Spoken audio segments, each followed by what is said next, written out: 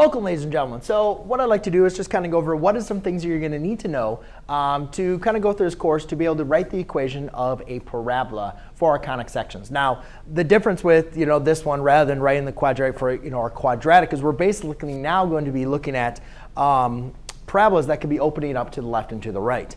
So basically, what we want to make sure we understand is first understanding the equations. When you first looked at your study of quadratics, we looked a lot of times at the study of our standard form, y equals ax squared plus bx plus c. Then we looked at vertex form, all right, or h plus k.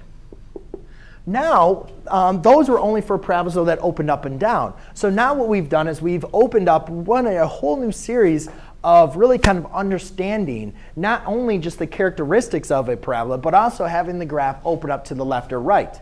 So our two new formulas that we came up with, x minus h squared equals 4p times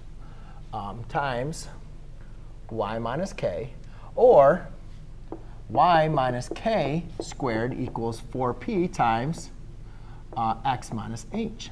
And what we notice is here, again, the x minus h squared is still going to produce a parabola that's going to open up or down.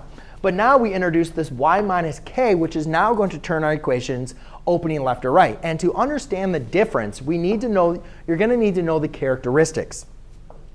And basically, the characteristics are, well, one thing, whichever term is squared. If as x is squared, we know the parabola opens up or down. If y is squared, it's going to be opening left or right. But the other characteristics you're going to need to know is the axis of symmetry.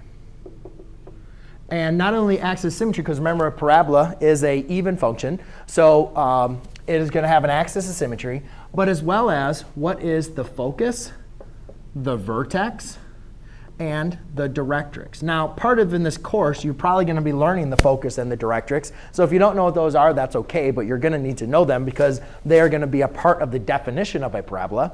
And then as well as, but you should at least know what the vertex, which is going to be the max or the min of your parabola, as well as your axis of symmetry. So those are the basic things, ladies and gentlemen, that you're going to need to know to get started with the course. Everything else, we'll take care of it. Thanks.